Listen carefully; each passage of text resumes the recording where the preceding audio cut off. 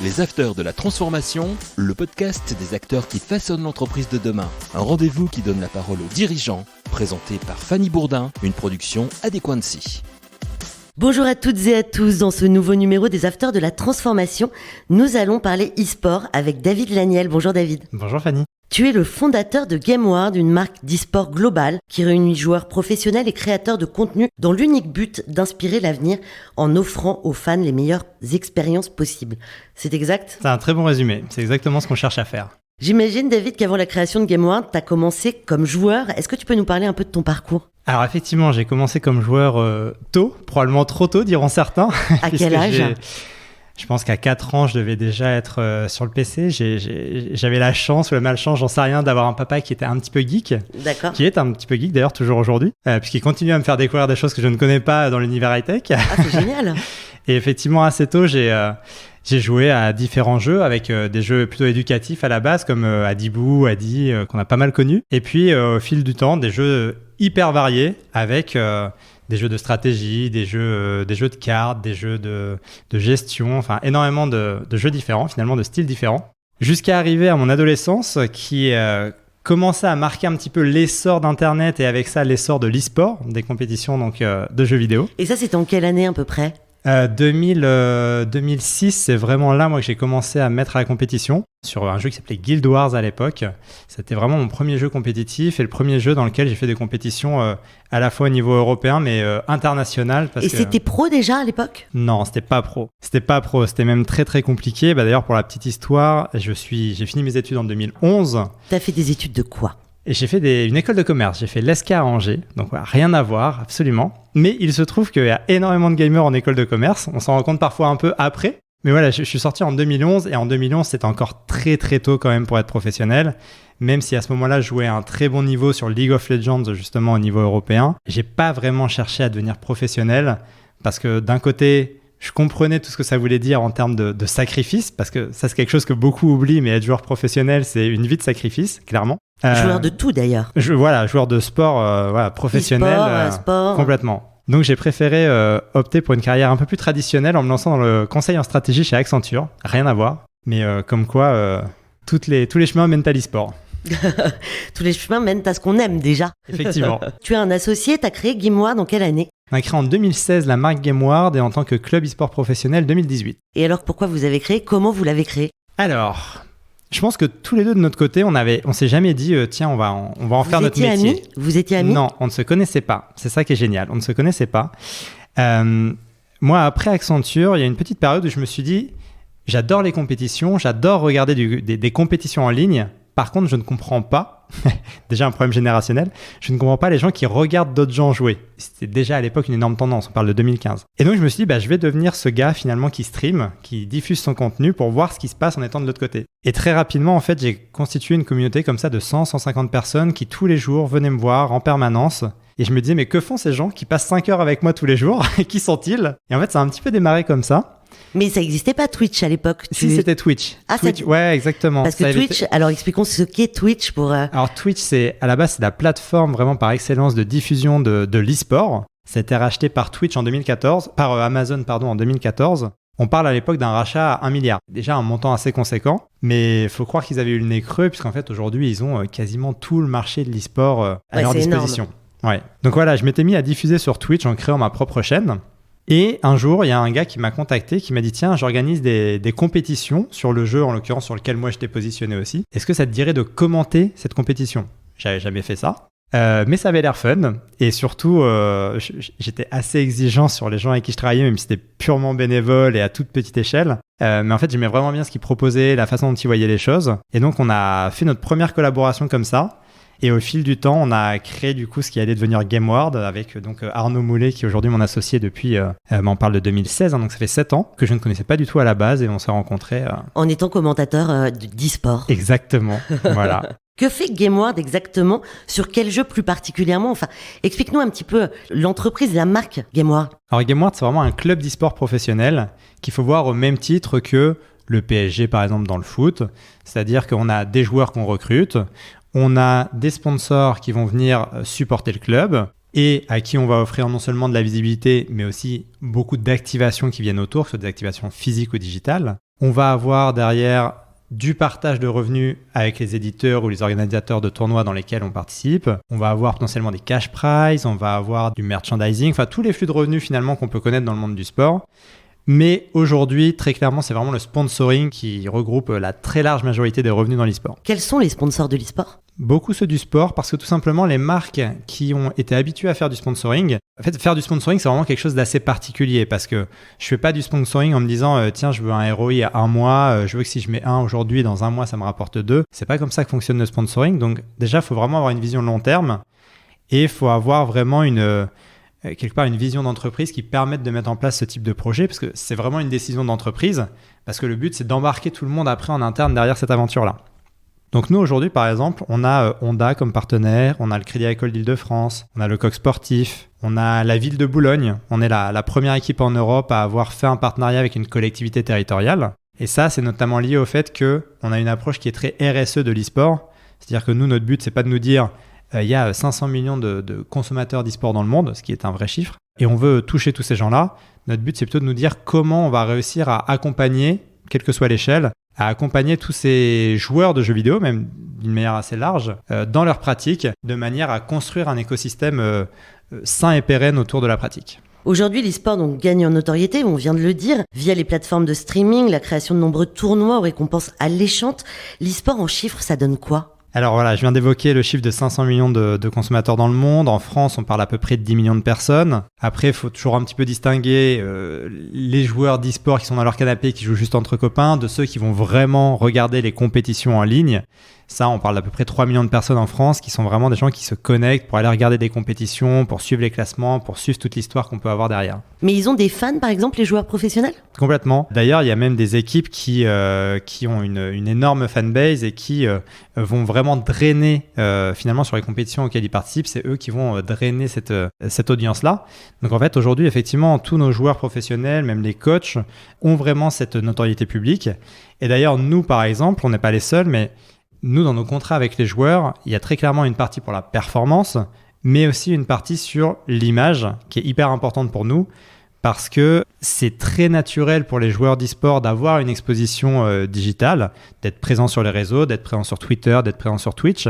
Tout ça sont des choses qui, nous, ont de la valeur aussi pour nos partenaires, donc c'est quelque chose qu'on valorise finalement chez nos joueurs. Donc il faut qu'ils aient beaucoup de followers.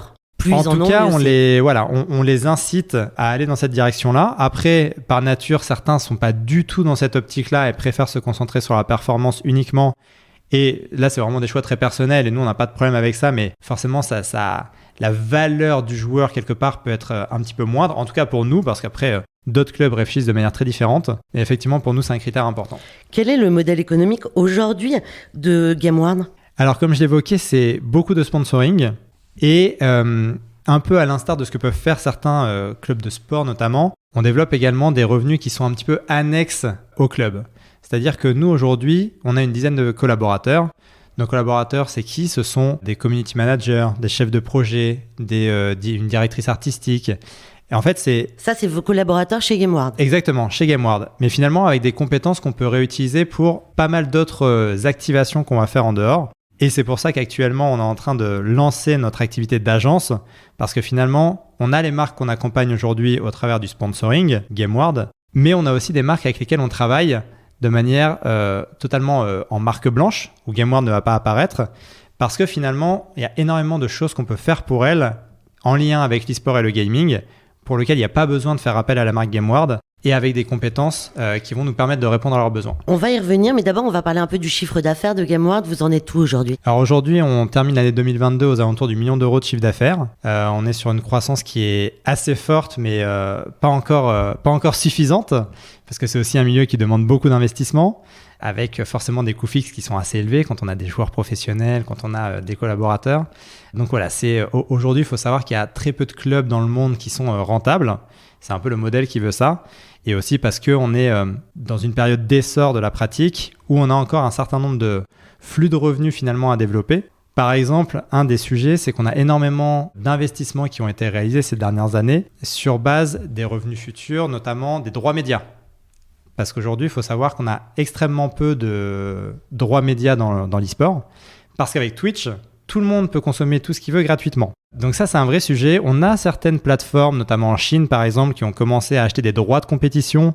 Par exemple, si je ne dis pas de bêtises, en Chine, on a une plateforme qui a payé 130 ou 140 millions de dollars pour les droits de la ligue chinoise, par exemple, sur League of Legends, pour 3 ans. Donc, c'est des montants qui commencent à être conséquents, mais qui ne sont pas encore complètement généralisés partout dans le monde. Et tu penses qu'en Europe, on va arriver à ça justement dans combien de temps à peu près ? Je pense que la grosse difficulté qui se pose aujourd'hui, et c'est un peu ce qu'on constate au travers des différents échanges qu'on a, c'est que les médias traditionnels peinent à se positionner sur l'e-sport.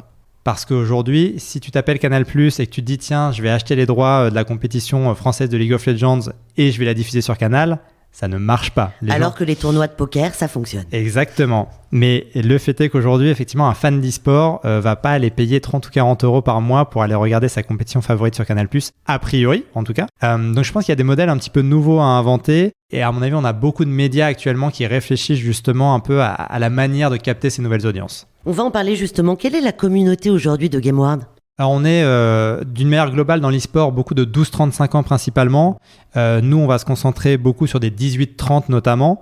Ça tient notamment au fait qu'on est positionné sur League of Legends, qui est une scène un petit peu plus mature que d'autres e-sports. Dans notre style de communication, on s'adresse aussi à une population qui est un peu plus mature que la moyenne de l'e-sport.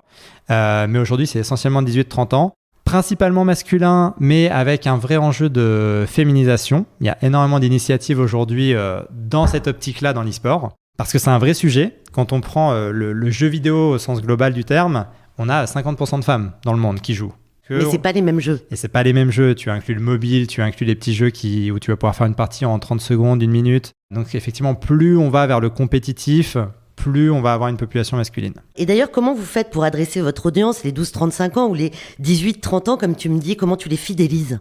Alors, ça passe par un petit peu toute l'expérience qu'on va pouvoir leur proposer. Alors déjà, forcément, énormément de communication sur les réseaux.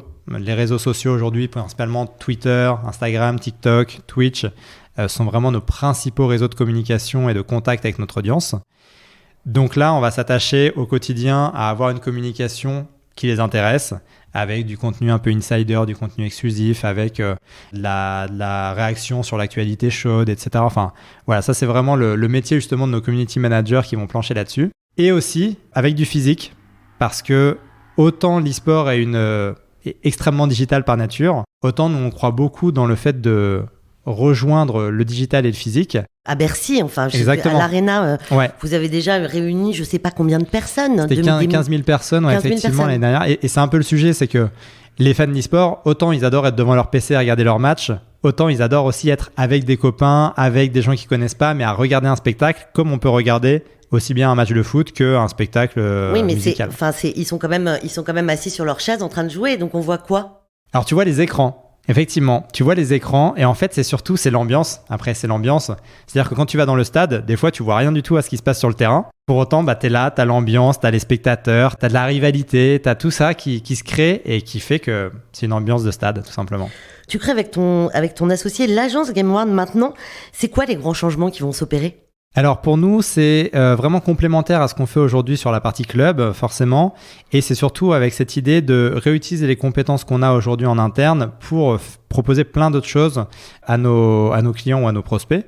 Et d'ailleurs, des activations, encore une fois, qu'on propose déjà à nos sponsors aujourd'hui, qu'on est capable de faire également en marque blanche pour d'autres sociétés. Il y a un lien qui est très très important entre les RH et l'e-sport. Je pense que c'est aussi là-dessus que tu vas t'appuyer sur ton agence. C'est-à-dire que des team building, par exemple. Est-ce que tu peux nous en parler ? Ouais, c'est vraiment notre credo. C'est qu'aujourd'hui, on s'adresse à une population finalement que énormément de sociétés veulent toucher. Que ce soit purement pour de la publicité produits ou services, mais aussi et surtout à un enjeu RH. Parce que quand on s'adresse aux 18-30 ans, ça veut dire qu'on s'adresse aux gens qui sont en fin de lycée, aux étudiants, aux jeunes diplômés, aux un petit peu expérimentés. Et donc aujourd'hui, on a énormément de sociétés qui cherchent à recruter ces profils-là. Surtout digitaux. Voilà, surtout avec des profils digitaux, des développeurs, des ingénieurs. Je pense qu'en Ile-de-France notamment, avec le nombre d'entreprises de services numériques qu'on a, il y a forcément beaucoup de besoins. Et justement un marché qui est aussi un petit peu tendu et on le voit au quotidien dans nos échanges que le recrutement sur ce type de profil est de plus en plus complexe. Donc l'idée pour nous au travers de l'e-sport, c'est simplement de se dire que les jeunes aujourd'hui, ils viennent pour plusieurs critères, mais qui sont probablement plus les mêmes que ceux qu'on pouvait avoir il y a 15 ans ou 30 ans. Et le fait d'avoir vraiment un sens dans ce qu'ils font et le fait d'avoir une ambiance au travail, etc., ça contribue énormément à ce qu'un jeune rejoigne aujourd'hui une société. Et donc l'idée pour nous, c'est vraiment de s'appuyer sur l'e-sport, comme certaines boîtes le font dans le sport depuis des décennies, de s'appuyer sur l'e-sport comme un élément vraiment fédérateur sur notamment les collaborateurs en interne, mais aussi les futurs recrues. C'est aussi un véritable vivier économique, l'e-sport. Le jeu vidéo s'ancre dans le quotidien aujourd'hui et les marques s'intéressent de plus en plus à l'e-sport comme Red Bull, Mastercard, LVMH. Qu'est-ce que t'en penses ? C'est ça qui est hyper intéressant, c'est qu'en fait, on a l'impression au travers des médias que l'e-sport vient d'apparaître il y a 3, 4, 5 ans. En réalité, non. En réalité, ça fait 20 ans que le secteur existe et que le secteur se développe en sous-marin. Mais pendant très longtemps, et je pense qu'encore pour une bonne partie aujourd'hui, jouer aux jeux vidéo, c'est pas très bien vu. C'est pas... voilà. Et le fait est que depuis quelques années, on a énormément justement de sociétés qui se rendent compte de tout le potentiel qu'offre l'e-sport. Parce qu'on a une audience qui est hyper ciblée, qui est hyper qualifiée, qui est hyper engagée. Et on le voit ça aussi d'ailleurs dans tous nos échanges avec le monde du sport. Le monde du sport nous dit, tous les ans dans mon stade, mon audience elle a 1 an de plus. Comment je fais ? Effectivement, c'est un problème. Donc les sponsors qui sont aujourd'hui dans le sport, ils vont plus toucher les mêmes audiences aujourd'hui qu'il y a 15 ans par exemple. Donc le fait est qu'aujourd'hui, quand on veut toucher tous ces jeunes-là, l'e-sport et le jeu vidéo restent des excellents vecteurs. On parle beaucoup des dérives liées aux jeux vidéo et des conséquences que ça peut entraîner chez certains joueurs. Comment GameWard se positionne sur ces sujets-là ? Alors c'est un peu tout notre pan RSE qui nous a permis de construire ce partenariat avec la ville de Boulogne-Billancourt notamment et même un acteur comme le Crédit Agricole d'Île-de-France. C'est vraiment pour ce type de sujet-là qui nous accompagne parce que l'accompagnement du jeune au sens très large, ce sont des sujets qui leur parlent. Ce qui est important pour nous, c'est que on se rend compte qu'un des gros problèmes du jeu vidéo, et je vais même étendre ça aux réseaux sociaux, au numérique, c'est qu'on a une vraie scission générationnelle. C'est hyper compliqué aujourd'hui pour des parents qui ne sont pas nés avec ces outils-là de pouvoir accompagner leurs enfants finalement sur ces pratiques-là. Et c'est la même chose pour les profs, c'est la même chose pour finalement tout un peu tout l'écosystème pédagogique qu'on peut avoir autour des jeunes générations. Donc c'est vrai que nous, c'est un peu notre enjeu de nous dire comment finalement on arrive à recréer ces liens générationnels. Comment on fait pour, à la fois en proposant du contenu fun aux jeunes, d'essayer de les accompagner sur tous ces sujets-là. Par exemple, aujourd'hui, une des actions qu'on mène, c'est d'organiser des stages pour les 12-17 ans pendant les vacances scolaires, qui va nous permettre non seulement que les jeunes soient accompagnés par un coach professionnel, donc c'est génial pour eux, ils découvrent un milieu qu'ils ne connaissent pas du tout et qui est excellent, et en même temps, on en profite pour leur expliquer que s'ils veulent être pros, en fait, il va falloir qu'ils fassent attention à leur sommeil, c'est pas en dormant 3 heures par nuit qu'on est bon. Il va falloir qu'ils fassent attention à leur alimentation parce que pareil, c'est pas en allant manger du fast-food tous les jours que ça marche. En restant statique aussi devant son bureau à jouer. En restant statique, exactement. L'activité physique, pour nous, c'est un vrai sujet. Nos joueurs professionnels, par exemple, ils ont des sessions de sport obligatoires chaque semaine. Donc, c'est tous ces éléments-là, en fait, qu'on essaye de faire comprendre aux jeunes. Et l'avantage, c'est que c'est pas juste un discours marketing, c'est ce que nous, on fait réellement pour nos joueurs professionnels.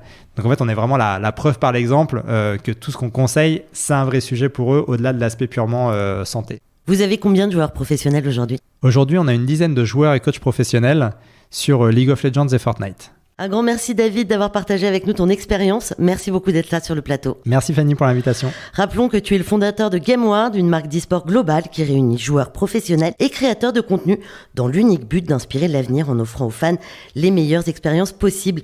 À vous tous qui nous écoutez chaque semaine, un immense merci car vous êtes de plus en plus nombreux et surtout retrouvez les autres épisodes des Afters de la Transformation sur vos plateformes d'écoute habituelles. À la semaine prochaine. Les Afters de la Transformation, une émission à écouter et à télécharger sur adequancy.com et toutes les plateformes de podcast.